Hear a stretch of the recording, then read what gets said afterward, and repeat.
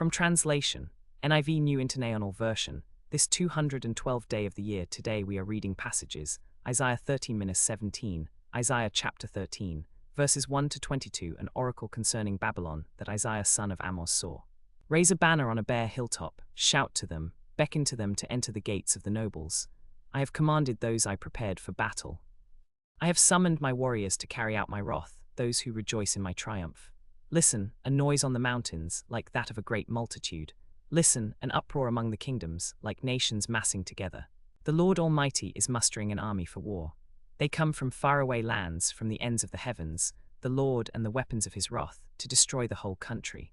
Wail, for the day of the Lord is near. It will come like destruction from the Almighty. Because of this, all hands will go limp, every man's heart will melt. Terror will seize them, pain and anguish will grip them. They will writhe like a woman in labor. They will look aghast at each other, their faces aflame. See, the day of the Lord is coming, a cruel day, with wrath and fierce anger, to make the land desolate and destroy the sinners within it. The stars of heaven and their constellations will not show their light. The rising sun will be darkened, and the moon will not give its light. I will punish the world for its evil, the wicked for their sins. I will put an end to the arrogance of the haughty, and will humble the pride of the ruthless. I will make man scarcer than pure gold, more rare than the gold of Ophir. Therefore I will make the heavens tremble. And the earth will shake from its place at the wrath of the Lord Almighty, in the day of his burning anger. Like a hunted gazelle, like a sheep without a shepherd, each will return to his own people, each will flee to his native land. Whoever is captured will be thrust through, all who are caught will fall by the sword. Their infants will be dashed to pieces before their eyes, their houses will be looted, and their wives ravished. See, I will stir up against them the Medes, who do not care for silver and have no delight in gold. Their bows will strike down the young men, they will have no mercy on infants, nor will they look with compassion on children. Babylon, the jewel of kingdoms, the glory of the Babylonians' pride, will be overthrown by God like Sodom and Gomorrah. She will never be inhabited or lived in through all generations. No Arab will pitch his tent there, no shepherd will rest his flocks there. But desert creatures will lie there, and their houses will be full of owls. Ostriches will dwell there, and wild goats will skip about. Hyenas will howl in her strongholds, jackals in her luxurious palaces.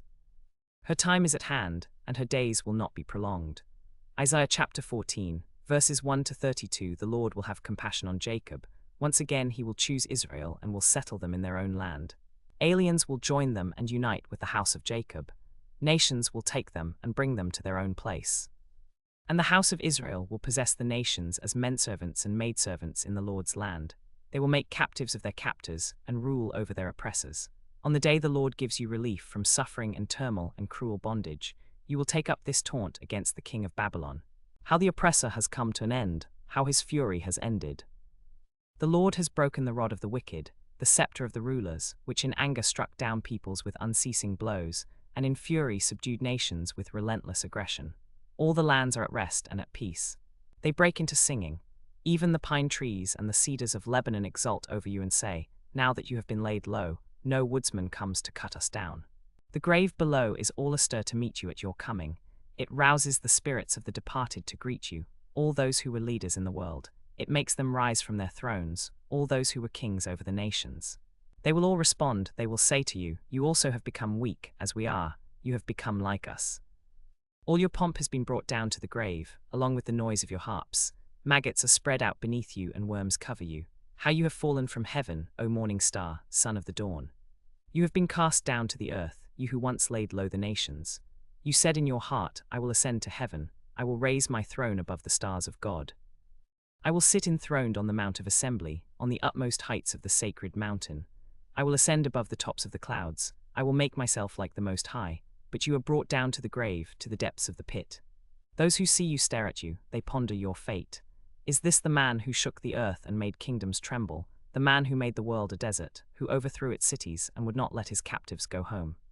All the kings of the nations lie in state, each in his own tomb, but you are cast out of your tomb like a rejected branch.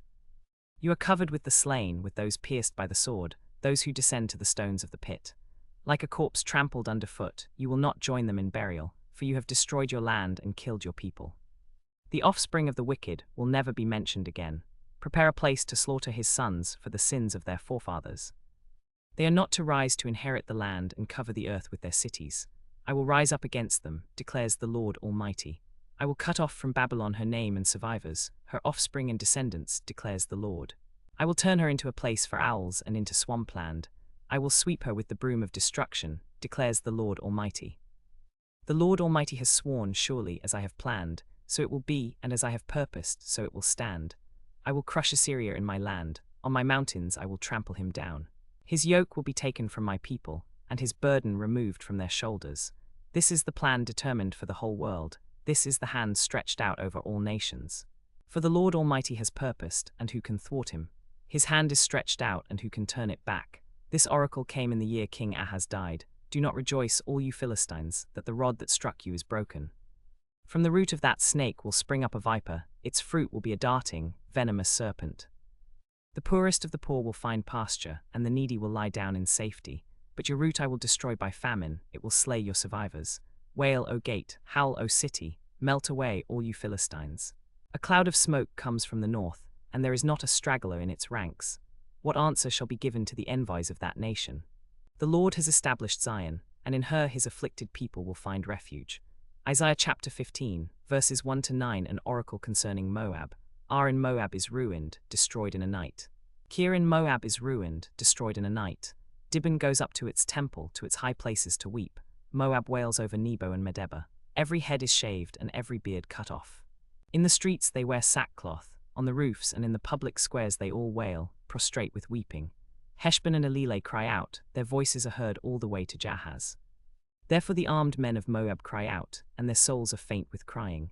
My heart cries out over Moab, her fugitives flee as far as Zor to Eglath-Shelishiyah. They go up the way to Luhith, weeping as they go. On the road to Horonaim they lament their destruction. The waters of Nimrim are dried up and the grass is withered, the vegetation is gone and nothing green is left. So the wealth they have acquired and stored up they carry away over the ravine of the poplars. Their outcry echoes along the border of Moab. Their wailing reaches as far as Eglaim, it resounds as far as Beer Elim. Dimon's waters are full of blood, but I will bring still more upon Dimon, a lion upon the fugitives of Moab, and upon those who remain in the land. Isaiah chapter 16, verses 1-14. Send lambs as tribute to the ruler of the land, from Selah across the desert, to the mount of the daughter of Zion. Like fluttering birds pushed from the nest, so are the women of Moab at the fords of the Arnon. Give us counsel, render a decision. Make your shadow like night at high noon. Hide the fugitives, do not betray the refugees. Let the Moabite fugitives stay with you, be their shelter from the destroyer. The oppressor will come to an end and destruction will cease. The aggressor will vanish from the land. In love a throne will be established. In faithfulness a man will sit on it, one from the house of David, one who in judging seeks justice and speeds the cause of righteousness. We have heard of Moab's pride, her overweening pride and conceit, her pride and her insolence, but her boasts are empty. Therefore the Moabites wail, they wail together for Moab. Lament and grieve for the men of Kir Haeseth. The fields of Heshbon wither, the vines of Sibmah also.